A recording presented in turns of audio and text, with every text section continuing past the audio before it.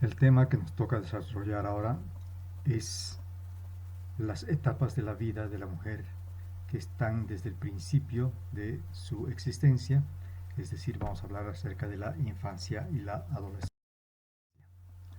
Entonces vemos de que la maduración de estos diferentes sistemas, desde el nacimiento hasta su completo desarrollo a nivel de la adolescencia, es un proceso que se va instaurando en forma gradual y tiene varias etapas. Y necesariamente tenemos que catalogar estas etapas en forma variable para poder evaluar una mejor comprensión de la evolución que sucede durante el crecimiento de la niña a la adolescente y finalmente hasta que llega a su madurez. La parte de la madurez lo hemos evaluado ya mediante la fisiología femenina y entonces ahora vamos a ver qué es lo que sucede desde el momento en que la mujer nace. Y sabemos que durante el embarazo la niña recibe una gran carga hormonal de la progesterona y del estrógeno que está produciéndose en la placenta durante el periodo gestacional asociado a la gonadotrofina coriónica. Y es por ello que esta maduración que se produce en forma artificiosa, podríamos decir, en el momento del nacimiento de esta niñita podemos ver algunos signos que no corresponden a una recién nacida. Por ejemplo, vemos que los pechitos están un poquito más desarrollados, más en base a la grasa que al tejido glandular mamario. Los labios mayores y menores pueden estar aumentados, el clítoris puede estar un poco incrementado. Vamos a ver que, por ejemplo, hay un poco de producción de moco desde el cuello uterino que asoma a través de la vagina, y en alguna oportunidad inclusive vamos a encontrar de que esta mujer pequeñita al nacer, unos 2, 3, 4 días después del nacimiento, puede presentar un pequeño sangrado que es simplemente una hemorragia por deprivación, porque ya no está recibiendo las hormonas de la madre después de que ha nacido. Pero todos estos efectos van a desaparecer rápidamente en días a semanas y en el aspecto de la niñita empieza a tomar el correspondiente al estadio que le corresponde. La niñez, cuando comienza, cuando termina, qué es lo que encontramos en ella, qué ocurre con el lenguaje, con los movimientos, y decimos que la niñez es aquella etapa que comprende desde el momento que la niñita nace hasta llegar al periodo de la adolescencia. Entonces vemos de que no tenemos una medida de tiempo precisa porque diferentes países, diferentes entidades nos van a dar límites también diferentes. Es por ello que nosotros para Bolivia, por ejemplo, habla de la niñez hasta los 12 años, pero en forma internacional, el Consenso Internacional acerca de la ginecología infanto-juvenil nos dice que la niñez es aquella etapa comprendida desde el nacimiento hasta los 9 años y 11 meses de edad, es decir, antes de los 10 años.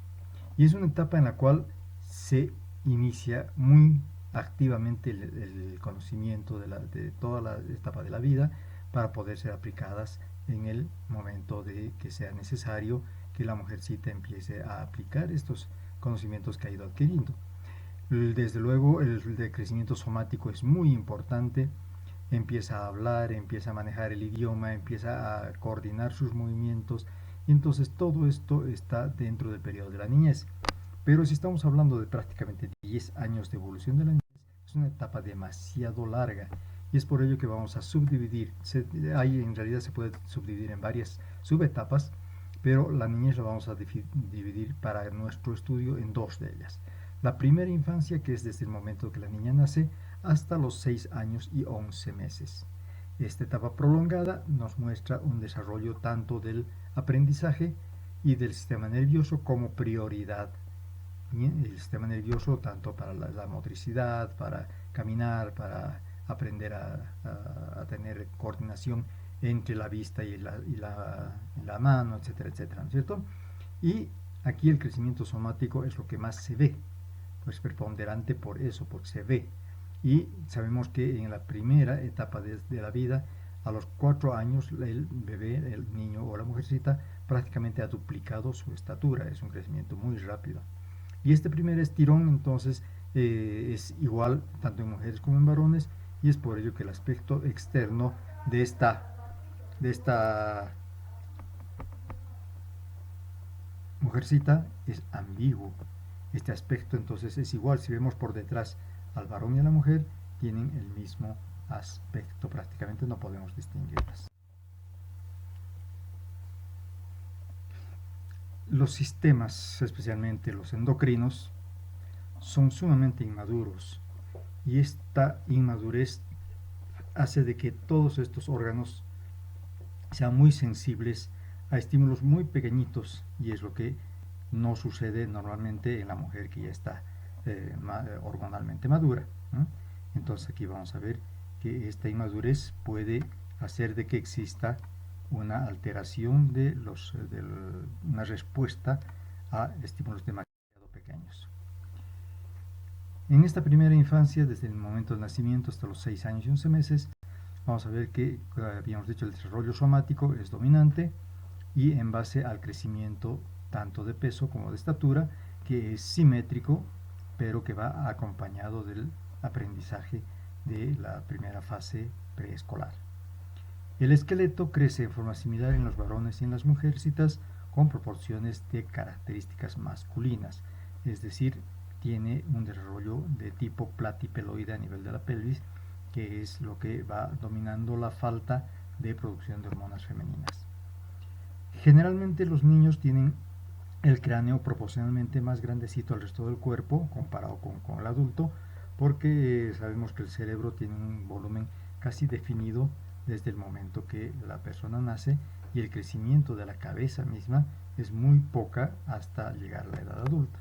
Entonces, porque ya el tamaño del cerebro es prácticamente definido, ¿no? Definitivo. ¿Qué pasa en el desarrollo de los órganos genitales? Vemos aquí que los órganos genitales son pequeñitos, no es la prioridad, y es por ello que son órganos totalmente hipotróficos. Tenemos al útero, que tiene una proporción en longitud del cuello al cuerpo 2 a 3 veces más grande. Esto, cuando esta proporción, que domina más la longitud del cuello uterino en 2 a 3 veces con respecto a la longitud del cuerpo uterino, cuando esta proporción se presenta en las mujeres adultas, se llama útero infantil. El endometrio dentro del útero está atrófico, tiene algunas células cuboides nada más, que no tienen ninguna actividad ni secreción. Las trompas proporcionalmente son largas comparativamente con el tamaño del útero, son muy flexuosas.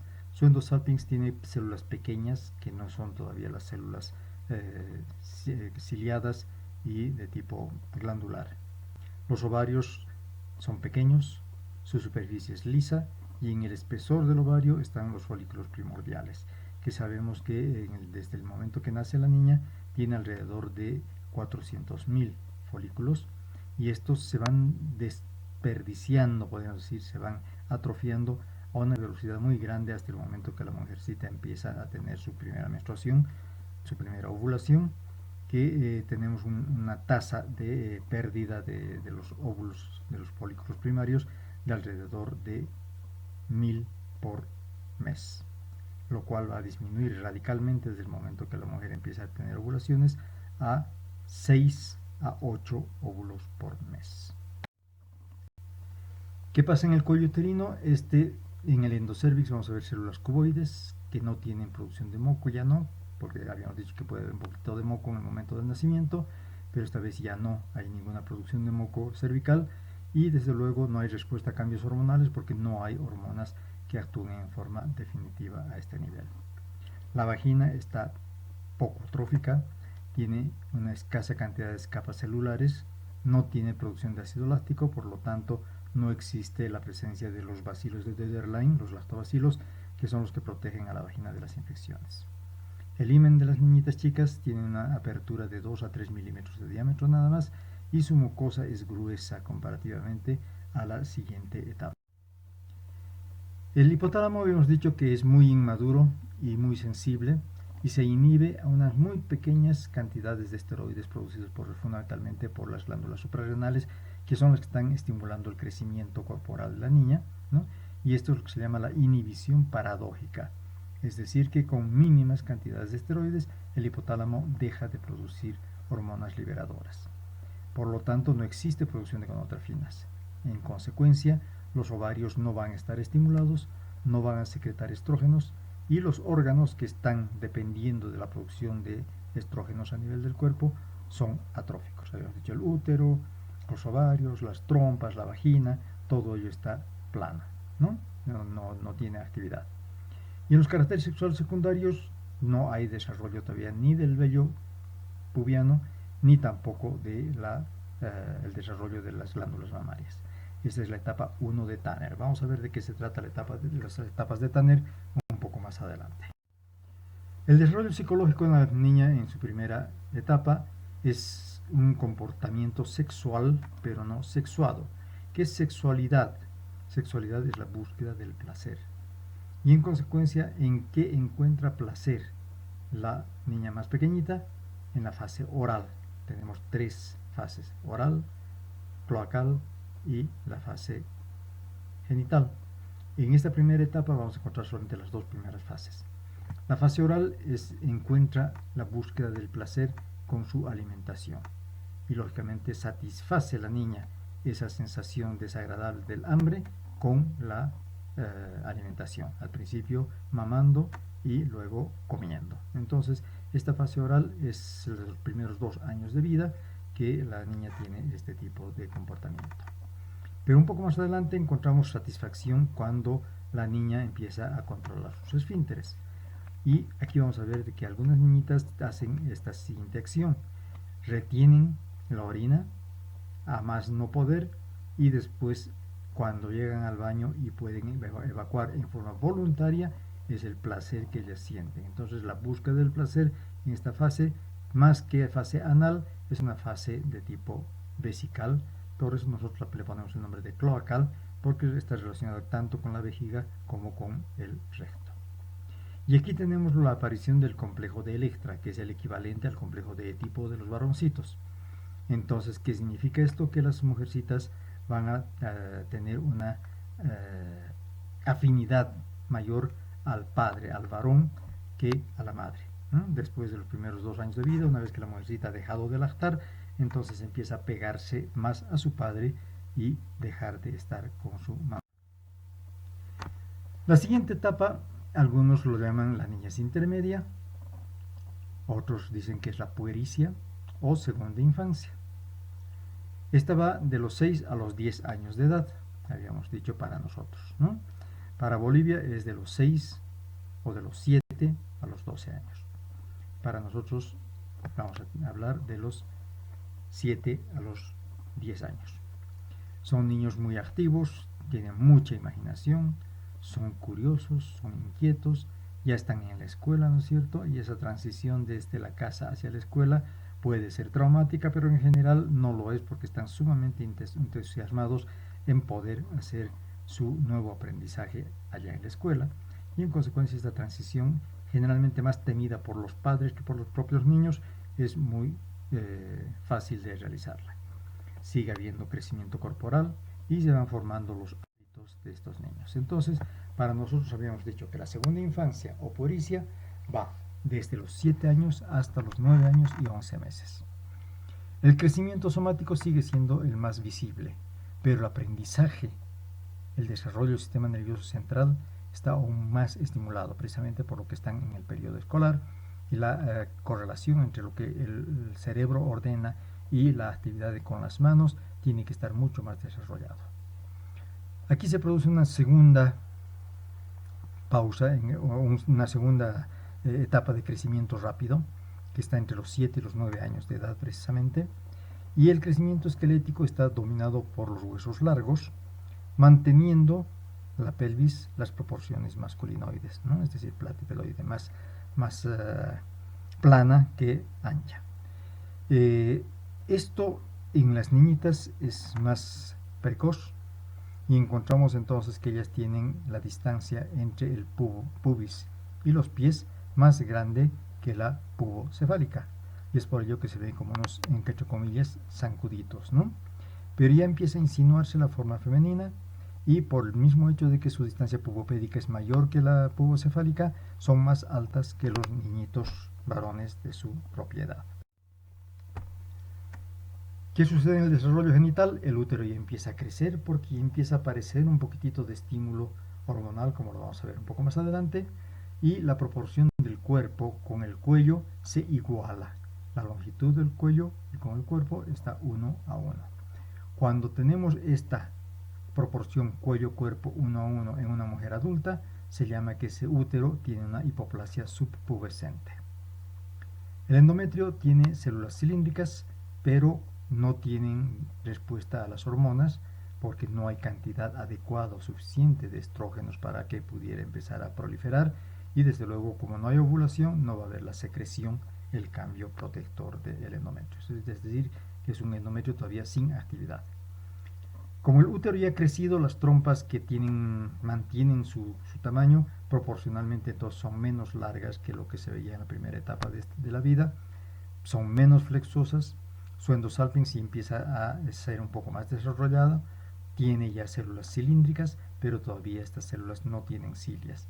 Vamos a ver más adelante que las cilias tienen la actividad fundamental de hacer mover el líquido contenido dentro de las trompas. El endocervix también desarrolla sus células hacia cilíndricas, puede haber ya un poquitito de producción inicial de moco, pero no hay respuesta cíclica, puesto que no hay todavía movimiento cíclico de las hormonas a nivel central. Los ovarios ya muestran el inicio de respuesta a las gonadotrofinas, porque ya empiezan a aparecer algunas gonadotrofinas en la circulación general.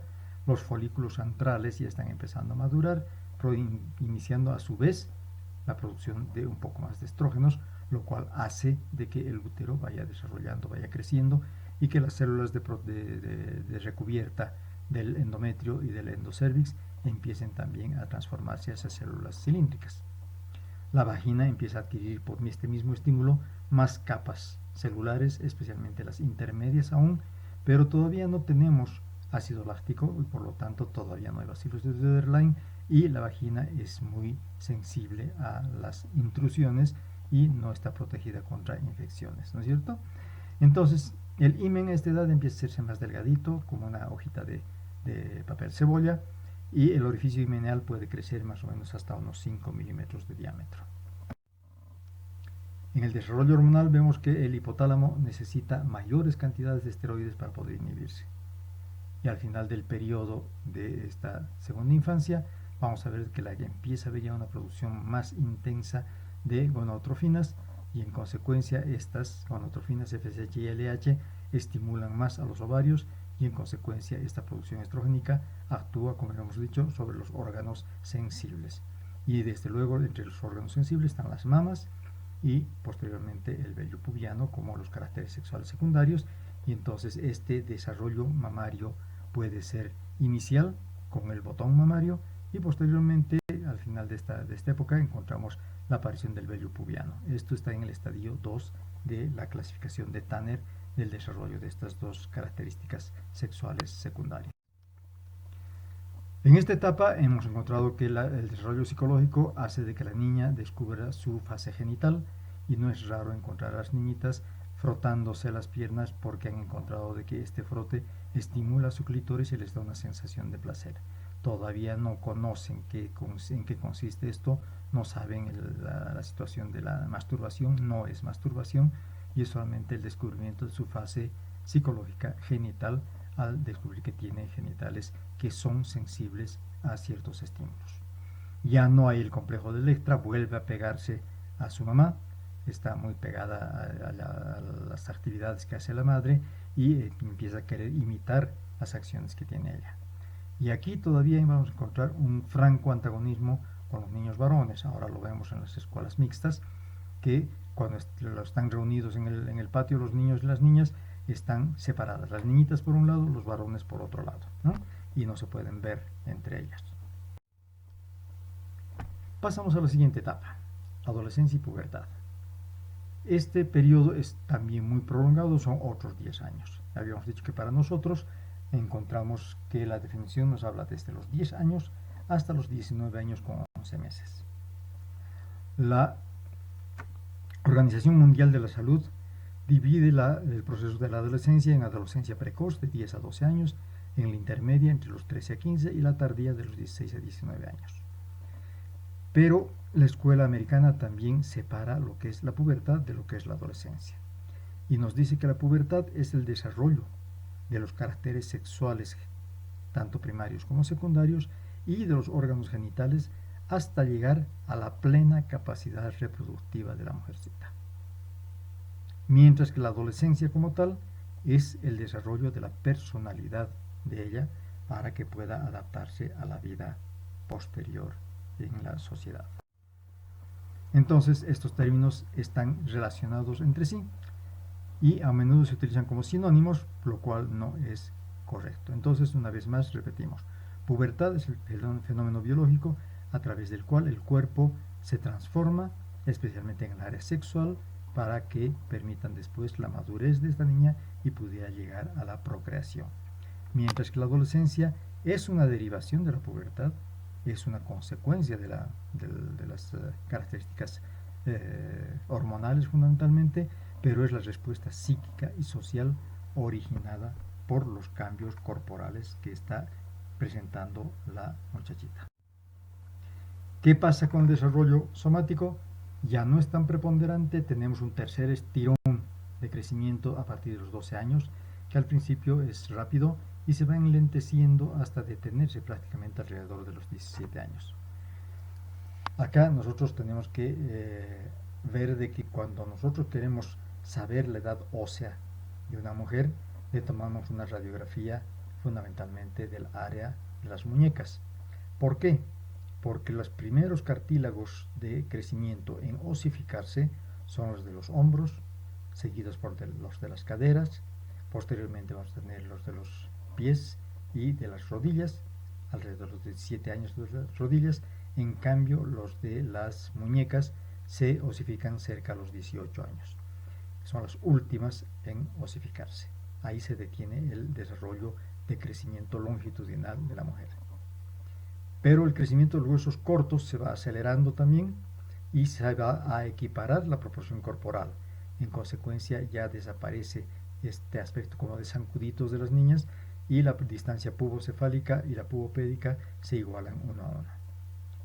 La pelvis tiene un crecimiento en sentido antero-posterior, entonces se hace más redondeada, lo cual habilita el estrecho de la pelvis para que la mujer, en caso de embarazarse, pudiera albergar la cabeza del niño allá y a través de ella pudiera pasar el móvil fetal hacia la vagina para poder producirse el parto.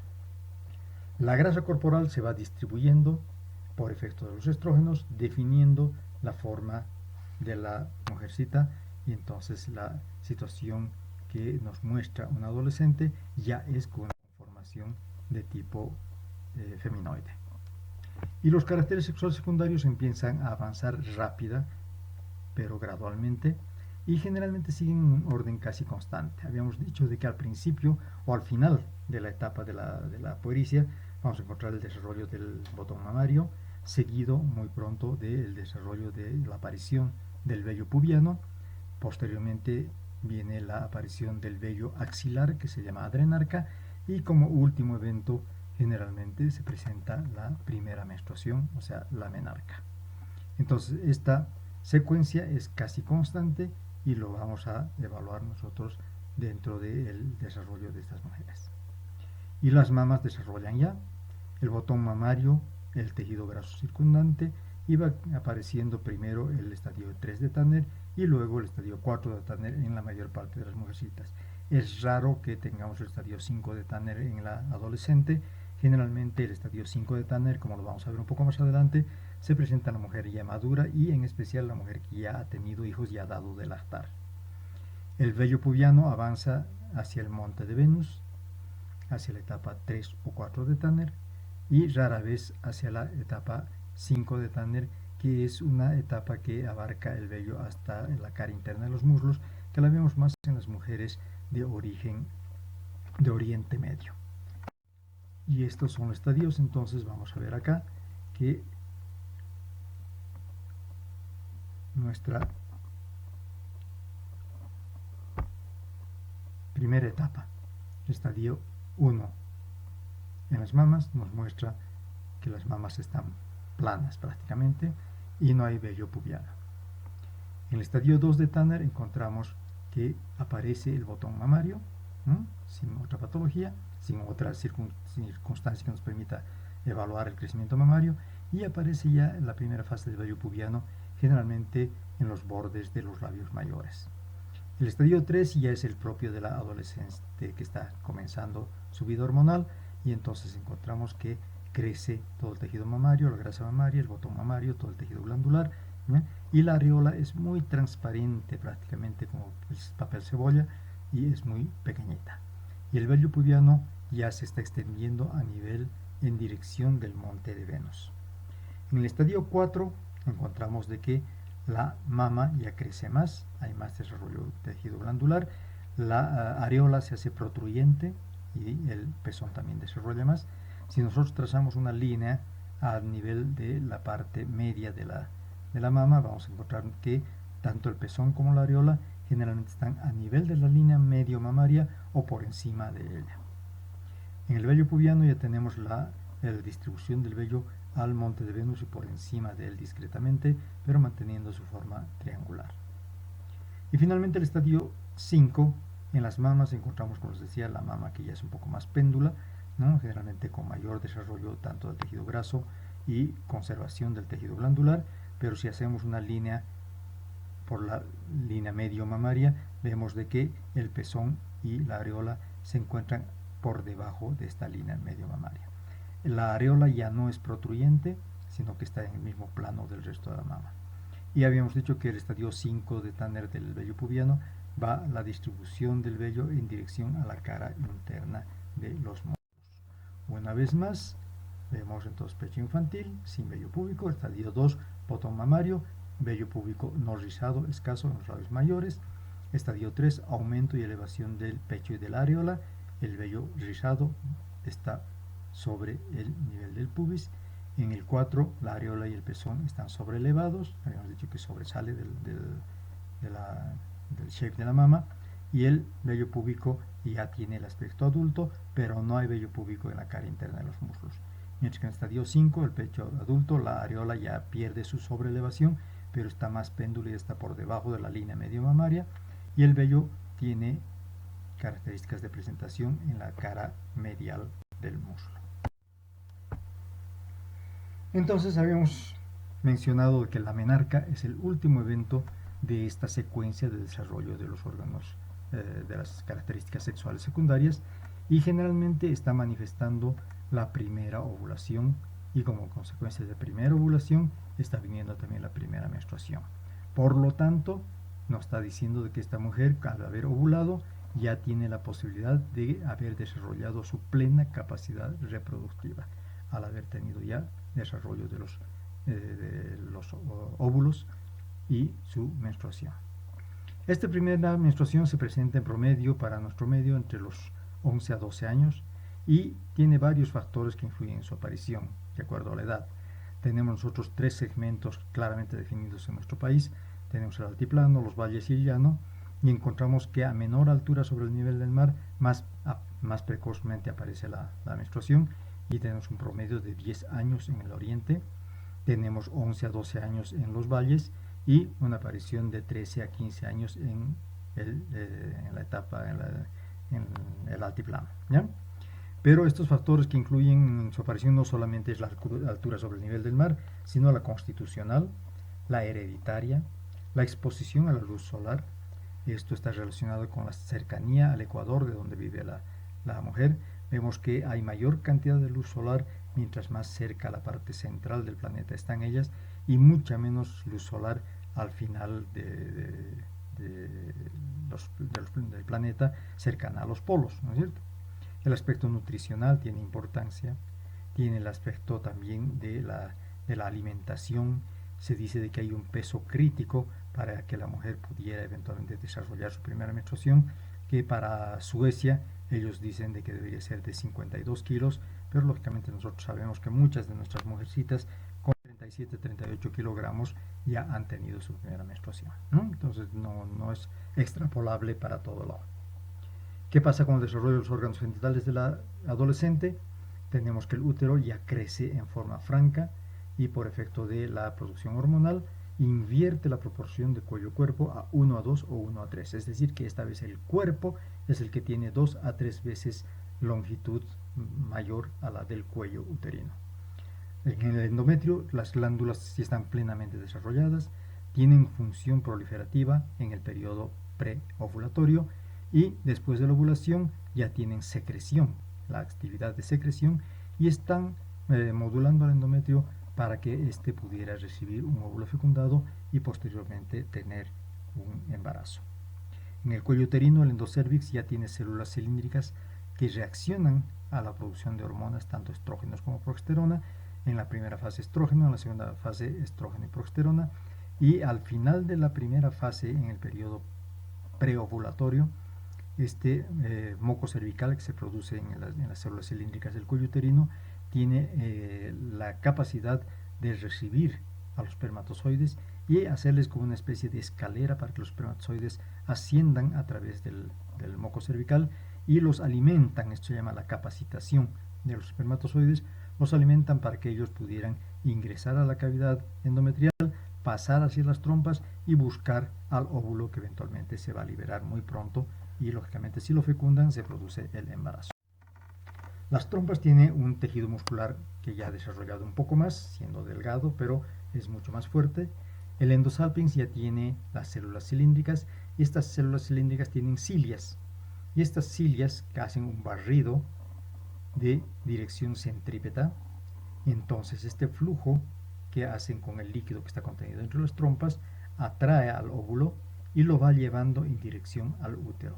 Entonces, como no hay un peristaltismo como tal en las trompas de falopio, este flujo tubario es el que hace el movimiento, la captación del óvulo liberado y luego el movimiento del óvulo en dirección hacia la trompa. Si este es fecundado a nivel del tercio externo de la trompa, entonces lo que se transporta ya no es solamente el óvulo, sino el cigoto, que va a llegar al útero, y una vez llegado al útero, la capacidad del endometrio de poder alojarlo es lo que va a mantener el embarazo en esta circunstancia. Por lo tanto, vemos de que los ovarios se han desarrollado de tal manera que van madurando los folículos hasta llegar al folículo que va a ovular, que se llama folículo de Graaff. Se libera el óvulo, este folículo en la parte del ovario se convierte en el cuerpo lúteo y empieza a producir la progesterona. Entonces el ovario, que al principio fabricaba solamente estrógenos, después de la ovulación empieza a producir progesterona en el cuerpo lúteo. Y esta progesterona es la encargada de sostener al embarazo dentro de la cavidad uterina. Los otros órganos de los caracteres sexuales secundarios maduran por efecto de las hormonas hasta el total desarrollo, como lo hemos visto en la clasificación de Tanner. Por lo tanto, en el desarrollo hormonal tenemos necesidad de que haya gran cantidad de concentraciones de estrógenos para inhibir al hipotálamo. Y el hipotálamo, como ya está maduro, empieza a producir la hormona liberadora de gonadotrofinas. Esta hormona liberadora de gonadotrofinas se empieza a secretar en pulsos. Estos pulsos serán cada vez de mayor amplitud, es decir, mayor cantidad de GnRH, y cada vez más frecuentes, ¿no? De tal manera que llegue a la proporción adulta que se produce entre 60 a 120 minutos. En promedio, cada 90 minutos se produce una producción de pulso de hormona liberadora de gonadotrofinas. Y esta producción en pulsos es la que va a provocar la secreción, la fabricación y la secreción de FSH y LH. Estas se van a almacenar en la hipófisis anterior y en forma cíclica van a ayudar en la producción de estrógenos, progesterona, la maduración de todos los otros órganos, etcétera, etcétera, etcétera. Y por lo tanto los órganos ya no maduran a plenitud, y sabemos nosotros que el adolescente después de los 16 años ya ha completado totalmente su estructura corporal, que es totalmente femenina, ¿no es cierto? Entonces aquí una vez más tenemos la secuencia de cómo se va produciendo esto. Las neuronas de GnRH en el hipotálamo secretan GnRH, estas van hacia la adenohipófisis y a las células gonadotrópas y van a liberar, van a almacenar y liberar FSH y LH. Estas van a ir a actuar sobre los ovarios en la mujer, sobre los testículos en el varón, y se van a producir en la mujer el estradiol y en el varón la testosterona. Y lógicamente esto va a actuar sobre los genitales, sobre las mamas femeninas y todos los otros caracteres sexuales secundarios. Y el desarrollo psicológico, que es considerada por la escuela americana como la definición de adolescencia, es la etapa en la que el reforzamiento de la personalidad involucra periodos de lirismo, periodos de inestabilidad emocional, que puede llegar a conflicto con su entorno. Sabemos que les dicen muy bien tanto a las mujercitas como a los varones que están llegando a la edad del burro, porque realmente están peleando, se ponen tercas y lógicamente se ha visto una gran cantidad de mujeres que escapan de su casa a esta edad porque precisamente su inestabilidad emocional es muy grande. Pero más bien esto también va a llevar a que la mujer adolescente empiece a reforzar su propio yo y empiece a tener una adaptación después del problema, después del conflicto, una adaptación que la pueda mantener en la estructura social de su entorno y que lógicamente pueda sobrellevar esto y empezar a actuar como una mujer de pleno derecho. Y aquí vemos que la atracción heterosexual se empieza a acentuar. Ya entonces en las escuelas, en los colegios, ya vemos de que las niñas y los niños ya no están separados los unos de los otros, sino que empiezan a mezclarse. Y las niñitas empiezan a verle las virtudes a los varones y ya no los defectos. Empiezan los amores platónicos, pero lamentablemente estos amores platónicos pueden terminar en vida sexual activa y en embarazos no deseados en mujeres adolescentes. Por ello es que nosotros pretendemos de que nuestra enseñanza en las niñas sobre la vida sexual y tratar de evitar de que ellas comiencen actividad sexual en forma muy precoz es muy importante para evitar precisamente embarazos no deseados y por otro lado evitar la transmisión de enfermedad de transmisión sexual y por otro lado también la del cáncer de cuello uterino, como lo vamos a ver en los factores predisponentes de este tumor que lo van a ver en la clase correspondiente. Entonces vean ustedes que en este último diagrama vamos a encontrar qué es lo que sucede con la adolescencia. Vamos a ver qué pasa con las características psicológicas intelectuales de la niña, que está relacionada con la aparición de las características físicas, ¿no es cierto? Puede haber acné, puede haber vello en las axilas, el cabello y la piel se vuelven más grasosos, aumenta el peso y la estatura, crece el vello pubiano y en las mujercitas los estrógenos son bien preponderantes. En la parte psicológica tenemos todas estas características que pueden formular hipótesis, razonarlas, extraer conclusiones, diferenciar las cosas reales de lo posible, pero ya tiene una propia opinión, ya puede actuar, ya puede decir lo que está pensando y puede orientar su afecto hacia determinadas ideas y comprometerse de alguna manera con ellas. Y vemos que muchas adolescentes realmente actúan en consecuencia y son sumamente activas, valga la casi redundancia, en cuanto a defender sus ideas. Y en consecuencia va a la vida social en forma mucho más directa, porque le gusta ser gregaria, le importa pertenecer a grupos, hay la atracción física hacia los varones, con el deseo de disfrutar la compañía, se mejora la autoestima después de haber tenido todo ese periodo tan difícil y lógicamente el autoconcepto y la imagen corporal tienen un valor muy grande, ¿no es cierto? Entonces tienen sentimientos tanto positivos o negativos y las modificaciones en el lenguaje interno, en la actitud y en el comportamiento son muy se reconocen muy fácilmente en las adolescentes. Muy bien, entonces eso sería lo que podemos presentar al respecto de este tema y vamos a pedirles que si tienen alguna pregunta nos la hagan conocer por vía de del correo electrónico para poder responder alguna pregunta al respecto del tema. Muchísimas gracias.